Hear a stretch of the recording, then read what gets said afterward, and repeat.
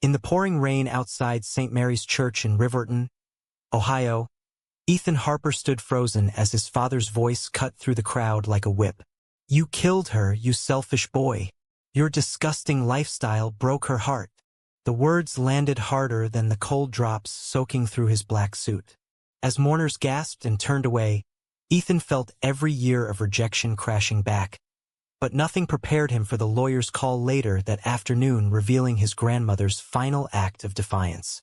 Ethan was 28 now, but the memory of coming out at 22 still burned fresh. He had sat at the family dinner table in their modest two-story home on Maple Street, heart hammering as he told his parents and siblings he was gay. His mother, Linda, dropped her fork with a clatter.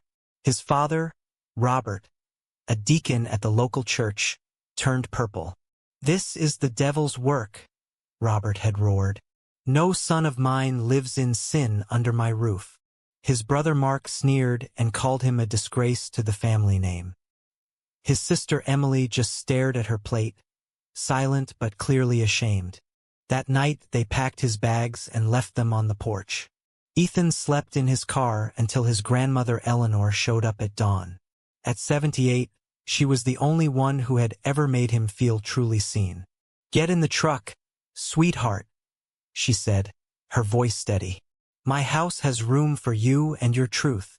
She drove him to her cozy Victorian on the edge of town, the one with the wraparound porch and rose garden she tended every morning. Living with Grandma Eleanor became Ethan's lifeline. She never preached or questioned. Instead, she asked about his day at the accounting firm where he worked, listened to his stories about the books he read, and baked his favorite apple pie on Sundays. "God made you this way for a reason, Ethan," she would say quietly while they sat on the porch swing. "Love is never a sin in my book." Those words kept him going when the town gossip reached him. Whispers at the grocery store, cold shoulders at church events he no longer attended. 2 years after moving in, Ethan met Liam at a quiet coffee shop in the next county over. Liam was 26, a high school history teacher with kind eyes and a gentle laugh that made Ethan's chest feel lighter. Their first conversation stretched for hours. Liam understood the weight of small-town expectations. He had his own scars from a conservative upbringing in Indiana. They started slow, meeting in Columbus on weekends at first, then stealing quiet evenings at Eleanor's when she insisted on giving them space. "That boy looks at you like you hung the moon," she told Ethan one night. "Don't let fear steal that from you." Life settled into a fragile peace.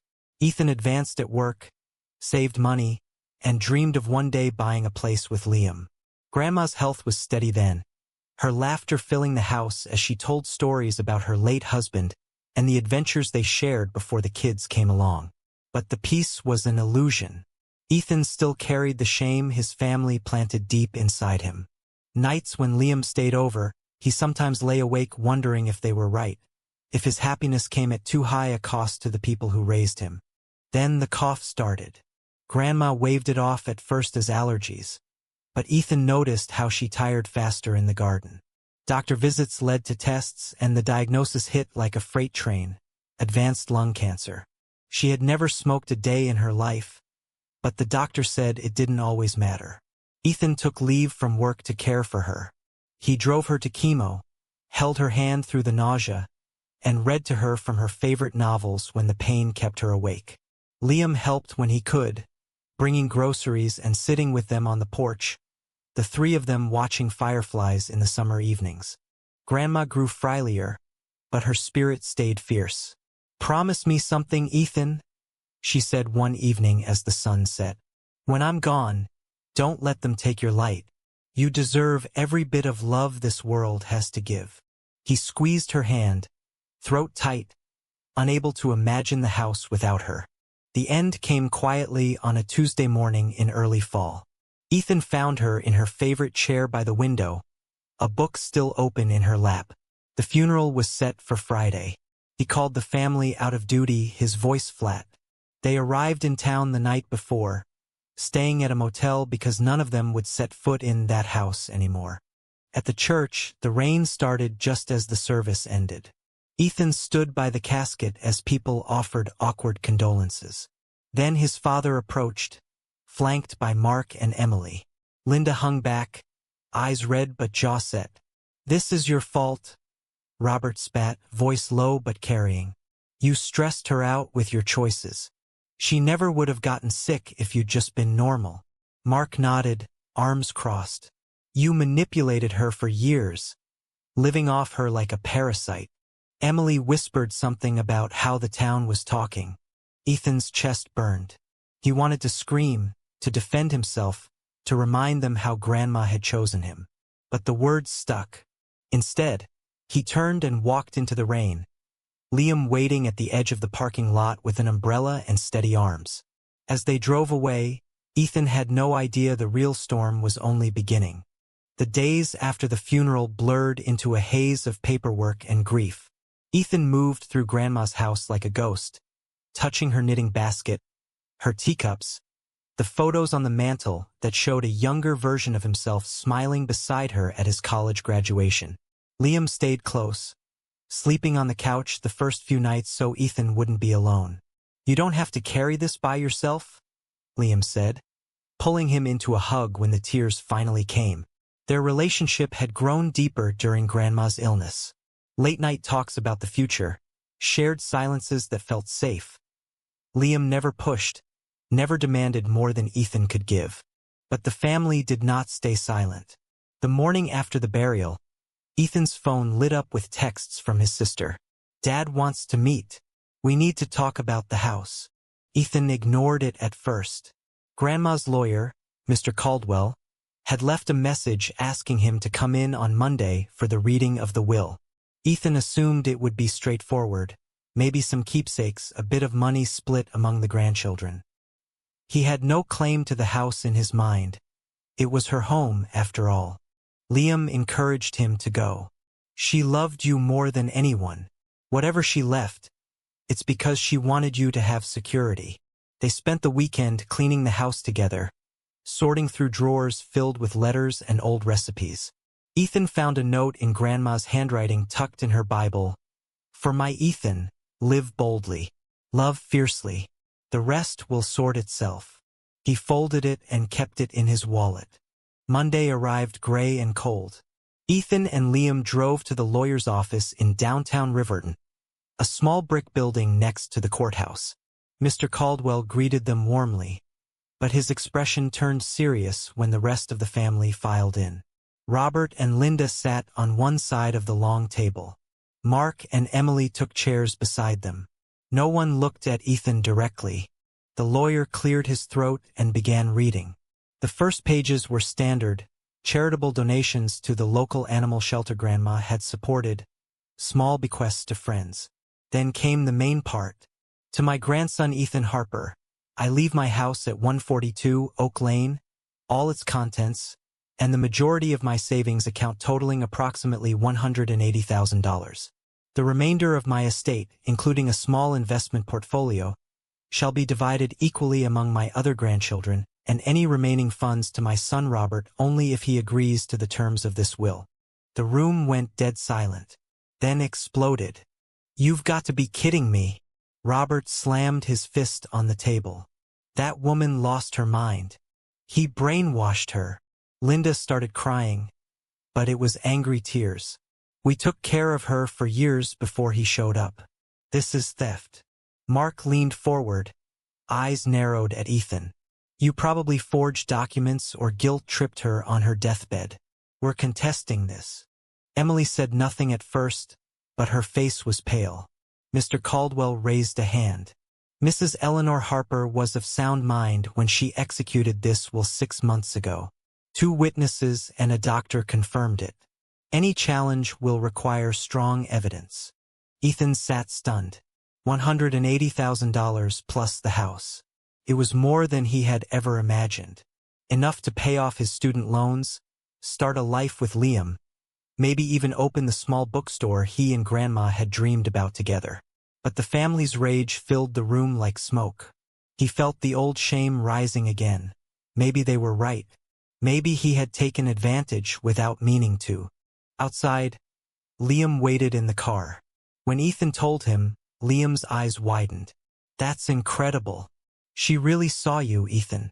But Ethan shook his head. They hate me even more now. What if they drag this through court? The whole town will talk. The fight started that afternoon. Robert called, demanding Ethan sign over the house, for the family's sake. When Ethan refused, his father hung up. By evening, texts from distant relatives poured in, accusing him of greed. Emily sent a long message about how their mother hadn't slept since the reading. Ethan paced the living room, Grandma's note burning a hole in his pocket. Liam made tea and sat with him on the porch swing. Your grandma chose this because she knew what they put you through. You survived being thrown out. You cared for her when they barely visited. This isn't theft. It's justice. Ethan wanted to believe him, but the voice in his head, the one that sounded like his father quoting scripture, whispered that love between men was still wrong, that taking the inheritance proved he was selfish. That night, Ethan lay awake beside Liam, staring at the ceiling. The house creaked around them, familiar and comforting, but now it felt like contested territory. He thought about the price of keeping it, lawsuits, public humiliation, maybe losing his job if the gossip spread too far. But giving it up would mean erasing Grandma's last wish. The choice already felt impossible, and the real battles had not even begun. The legal notice arrived by certified mail 3 days later. The family was formally contesting the will on grounds of undue influence and lack of capacity. Robert's signature was at the bottom, bold and angry.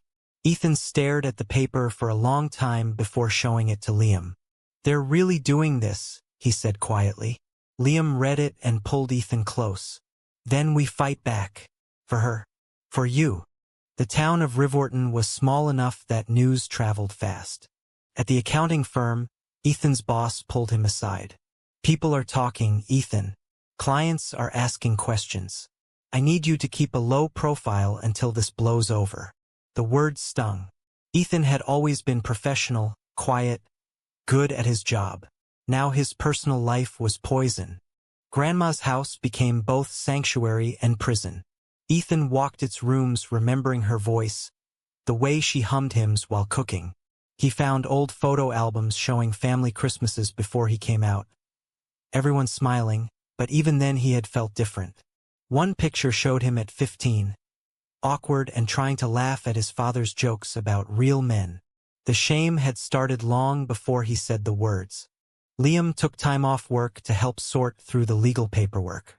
They hired a lawyer of their own, a sharp woman from Columbus named Rebecca who specialized in estate disputes.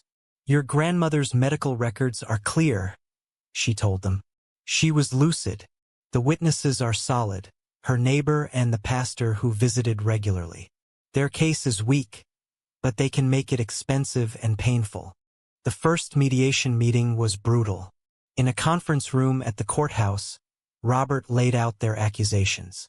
He isolated her, stopped us from visiting, fed her lies about us. Ethan listened, hands clenched under the table. I never stopped you from seeing her, he said finally. You chose not to come because you couldn't stand the sight of me in her house. Linda looked away. Mark smirked. Convenient story.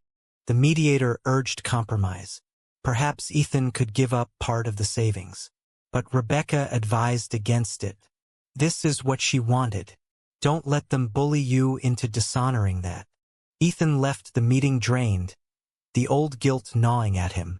That night he and Liam argued for the first time. I don't know if I can do this, Ethan admitted. Every time they look at me, I feel like the villain. Liam's voice was steady but hurt. Then what? Walk away from everything she gave you? From us building a future here? Ethan had no answer. The pressure mounted. Emily called one evening, voice trembling. Mom's having panic attacks. Dad says if you don't drop this, he'll make sure everyone knows what kind of person you are. It was a threat, plain and simple. Ethan hung up and cried in the kitchen, the weight of years of conditional love crushing him.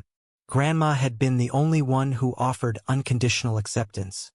and now even her gift was tainted by their hatred. Liam held him through it. Their relationship became the one steady thing. They cooked meals together in Grandma's kitchen, watched old movies on the couch, made love quietly and tenderly in the room that used to be Ethan's when he first moved in. But even in those moments, Ethan sometimes pulled back, wondering if loving Liam so openly was what had cost him his family forever. The court date was set for 2 months out. In the meantime, the family escalated. Mark showed up at the house one Saturday, banging on the door. "You think you're better than us because she left you the money? You're nothing but a disappointment." Ethan stood on the porch, heart racing. "She chose this because she saw how you treated me. Get off her property."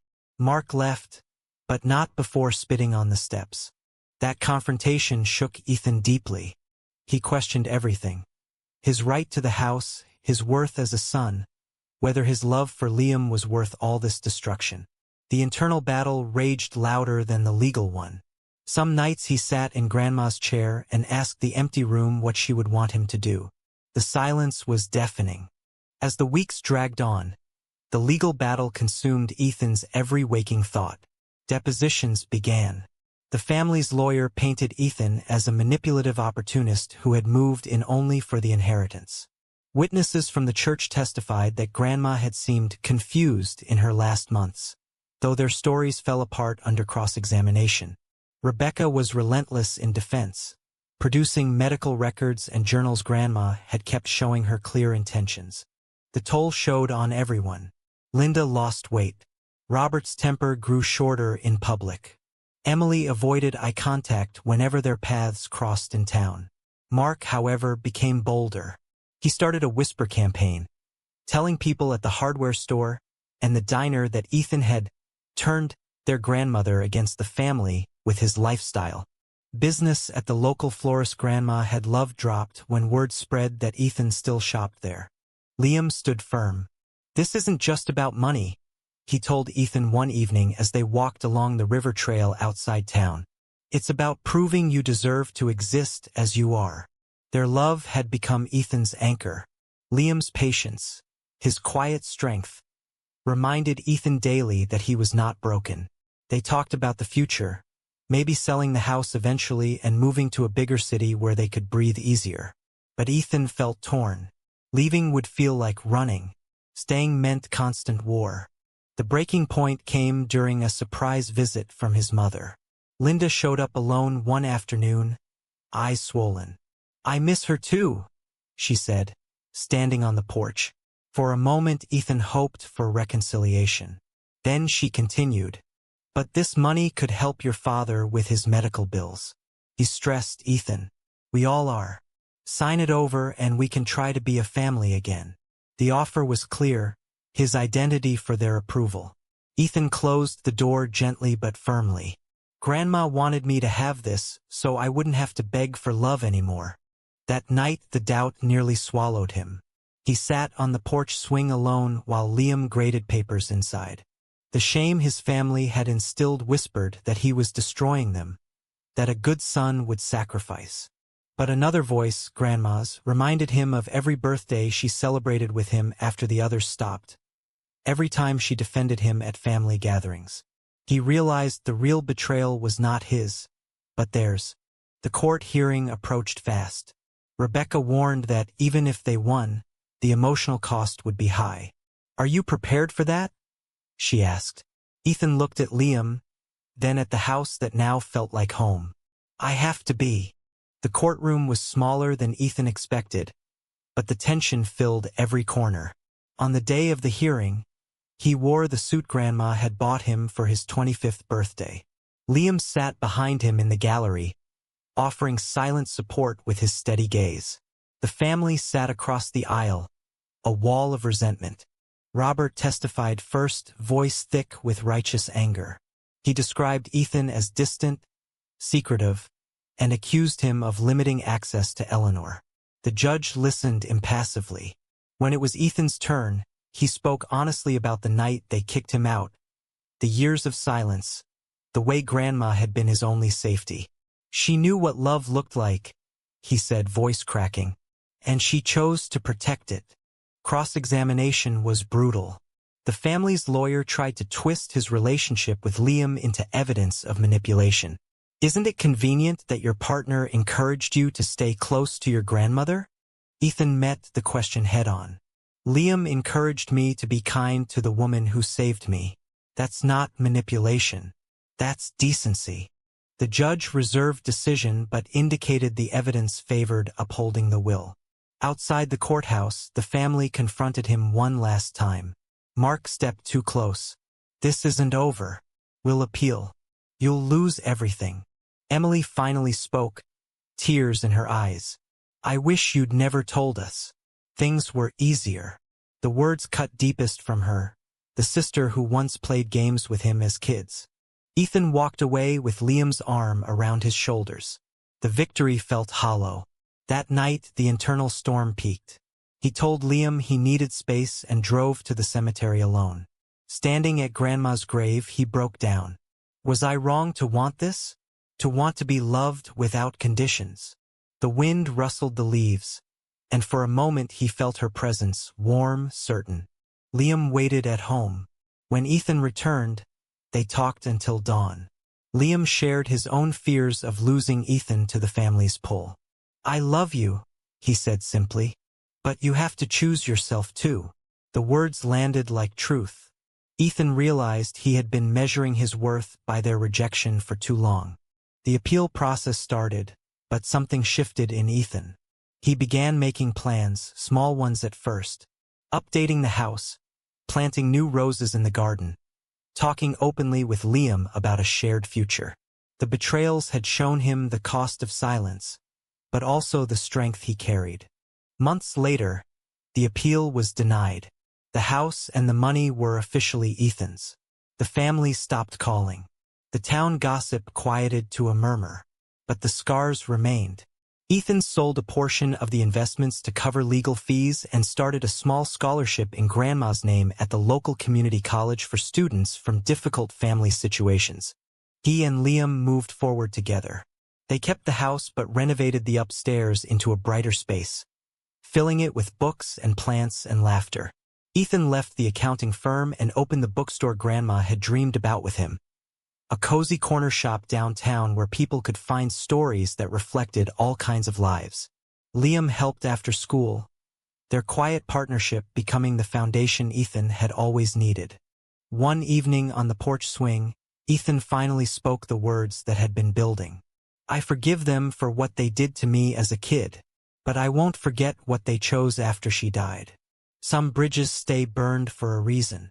Liam nodded, hand in his. They watched the sunset paint the sky in colors Grandma would have loved. Ethan had awakened to a simple truth. Love, real love, did not demand you shrink yourself to fit someone else's comfort. It asked you to stand tall, even when the people who should have protected you tried to tear you down. The price had been high. Lost family ties, public judgment, months of doubt. But the reward was a life built on his own terms, with someone who saw all of him and stayed. Years later, when young people came into the bookstore looking lost, Ethan would listen. He never pushed his story, but he offered the same quiet acceptance Grandma had given him. The cycle of shame could end one brave choice at a time. In the end, was Ethan's decision to walk away from his family for good an act of necessary self-preservation, or did it make him the one who ultimately broke what was left of their bonds?